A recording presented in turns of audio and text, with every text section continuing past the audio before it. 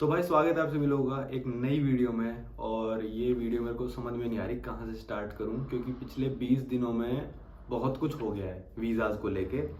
तो पहले तो आप इस चैनल को सब्सक्राइब कर देना भाई, क्योंकि 2,500 सब्सक्राइबर बचे हैं और फिर अपने 1 लाख हो जाएंगे।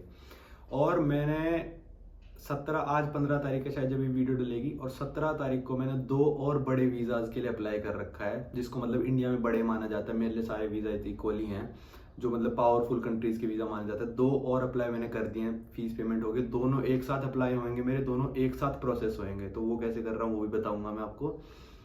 पर आपने भी देखा होगा कि मैं दूसरे चैनल पे यूरोप की सीरीज डाल रहा हूँ। मैं 1 महीना यूरोप घूम के आया था, 8 कंट्रीज घूम के आया था। तो फिर मेरे को मिला था फ्रांस से वीज़ा उस टाइम, 1 महीने का मिला था, 32 दिन का, और उसमें 30 दिन में रह सकता था। तो मैं कुछ 27 या 28 दिन रह के आया था शेंगन एरिया में। ठीक है, तो मैंने आते ही मैंने सोचा था मैं दोबारा शेंगन अप्लाई करूंगा, और फिर मतलब लॉन्ग टर्म का मेरे को मिल जाए, 3 महीने 6 महीने का कुछ भी, तो मैं थोड़ी मतलब शेंगन के अलावा भी उस वीज़ा को कहीं और कंट्रीज यूज़ कर सकता हूँ। तो मैं वापस आया था इंडिया 15 जनवरी के करीब, और मैंने सोचा था कि अभी यूट्यूब की पेमेंट जो आती है वो 23-24 जनवरी के करीब आती है, तो वो बैंक में क्रेडिट हो जाने देते हैं, और फिर मतलब थोड़ी अच्छी बैंक स्टेटमेंट बन जाएगी, और तब अप्लाई करेंगे।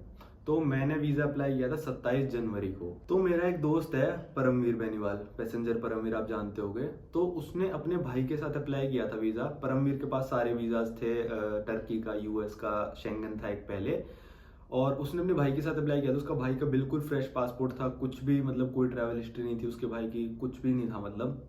तो उसने अपने कवरिंग लेटर में लिखा था कि मैं अपने भाई के साथ ट्रैवल कर रहा हूँ और मेरे भाई को भी वीज़ा दिया जाए, और दोनों का वीज़ाज आ गए थे, दोनों के वीज़ा लग के।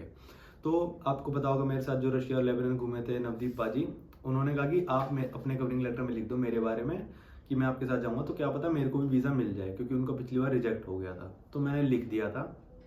तो पर क्या हुआ, हम दोनों के वीज़ा रिफ्यूज़ कर दिए फ्रांस ने। अब दोनों के ये रिफ्यूज़ल लेटर हैं भाई, ठीक है। जो मेरा वाला रिफ्यूज़ल लेटर है ये वाला, उसमें एक ही पॉइंट पे टिक कर रखा है, पॉइंट नंबर 10, जिसमें लिखा है information submitted regarding the justification of purpose and conditions was not reliable. और पाजी के में यही सेम पॉइंट भी कर रखा है, और एक पॉइंट और कर रखा है कि आप शेंगन टेरिटरीज वीज़ा एक्सपायर होने से पहले नहीं छोड़ोगे। तो भाई बहुत सारे लोग कहेंगे कि आपका वीज़ा नवदीप पाजी के वजह से रिजेक्ट हो गया, उनकी प्रोफाइल कमज़ोर थी, आपका ये हो गया वो हो गया। ठीक है, तो मैंने ये बात भी कंफर्म करी कई सारे ट्रैवल एजेंट से जो मेरे फ्रेंड हैं। तो उन्होंने कहा नहीं भाई, हमारे साथ पर्सनली ऐसा हो रखा है कि हमने किसी और के साथ अप्लाई किया हो, हमारा लग गया और दूसरे बंदे का रिजेक्ट हो गया। तो मेरे को बहुत अजीब लगा भाई ये रिजेक्शन के बाद, क्योंकि एक बात ये है कि बंदा जस्ट अभी घूम के आया है और तुम उसका रिजेक्ट कैसे कर सकते हो? उसका मतलब तुम रिलायबल क्या चीज़ नहीं लगा? मतलब पिछली बार सब कुछ रिलायबल था, इस बार नहीं रिलायबल लगा, मतलब क्या सिस्टम क्या है? मेरे को कुछ समझ में नहीं आया। बहुत सारे लोगों के फ़ोन भी आए भाई रिफ्यूज़ल के बाद, तो एज ए फ्रेंडली एडवाइस सबने दी कि भाई अभी अप्लाई मत करना, अभी क्या कहते हैं आपका रिफ्यूज़ ही होएगा, क्योंकि जस्ट अभी रिफ्यूज़ हुआ है आपका। क्योंकि मेरे को बड़ा गुस्सा था कि मैंने कहा यार ये इनका सिस्टम समझ में ही नहीं आता। ये लोग अपने आप को बहुत ज़्यादा मतलब चालू समझते हैं, पता नहीं क्या समझते हैं कि भाई बंदों के पैसों की कदर नहीं है। 10,000 रुपये बंदा वीज़ा में लगा रहा है तो उसका रिफ्यूज़ करके भेज देते हैं, कोई रीज़न नहीं होता, कुछ भी नहीं होता। तो पर्सनली मेरे 1-2 दोस्तों ने सजेशन दी कि भाई इनका एक रूल होता है कि आप 6 महीने मतलब आपका जो पुराना वीज़ा उसके 6 महीने या 3 महीने बाद अप्लाई करो, पर एज ए रूल कहीं लिखा नहीं होता, ये इनके दिमाग में होता है रूल। तो मैंने कहा यार ऐसे तो नहीं चलेगा यार काम, कि मतलब ये कभी भी मुंह उठा के रिफ्यूज़ कर दें और हम रिफ्यूज़ल लेके आ जाएं चुपचाप। तो मेरा मतलब बहुत दिमाग ख़राब हुआ। तो शुभम आ रहा था दुबई से, तो वो कह रहा मैं स्पेन का वीज़ा अप्लाई करूँगा।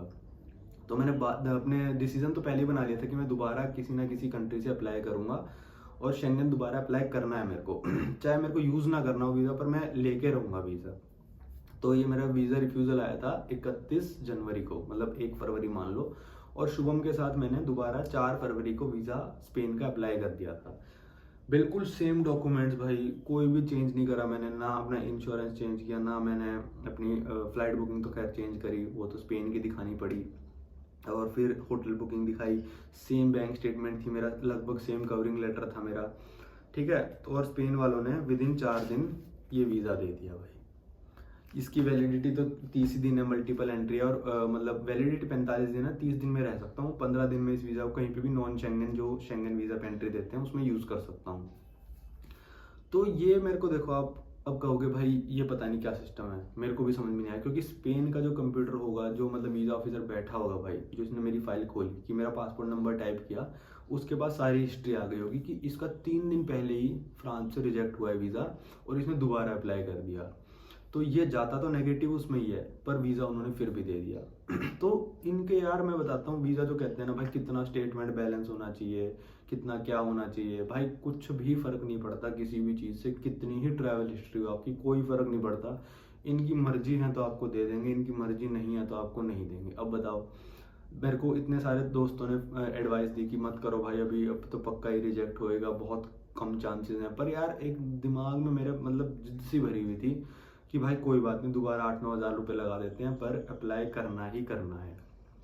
तो देखो, मतलब फ्रांस वाले फाइल भी नहीं खोली होगी मेरे हिसाब से, एक दिन में असेस करके भेज दी, मतलब ऐसे खोली होगी और कुछ देखा भी नहीं होगा कि भाई अच्छा अभी अभी घूम के आया रिजेक्ट, ये क्या मतलब है। मतलब वैसे मैं एज ए फ्रेंडली एडवाइस मैं खुद दूंगा कि अगर आपका एकदम से रिजेक्ट हुआ है तो भाई उस देश का अप्लाई मत करो, क्योंकि मैंने इसके अलावा एक देश का अप्लाई कर दिया था, वो मैंने थोड़ी डेट चेंज करके 17 कर दिया, जिस दिन मैं 2 वीज़ाज अप्लाई करूँगा एक साथ। और मतलब मत करना ऐसे अप्लाई कि भाई लगे ही पड़े उसमें अप्लाई। मेरी तो भाई एक जिद थी, इसलिए मैंने दोबारा अप्लाई कर दिया, और मेरे को मतलब इतना रिजेक्शन से बिल्कुल डर नहीं लगता है कि भाई मेरे को कोई कहीं पे फ्यूचर में किसी कंट्री में जाके सेटल होना ही नहीं है, तो कितना ही रिजेक्ट कर लो भाई, क्या ही फर्क पड़ता है। और मेरे को एक बात समझ में नहीं आती यार इन देशों की, कि भाई बंदा एक बार जाके आ चुका है तो दोबारा वहाँ पे क्यों रहेगा वो बंदा। मैं पहले ही ना रह लेता वहाँ पे, दोबारा क्यों रिस्क लूंगा मैं दोबारा वीज़ा अप्लाई करने का।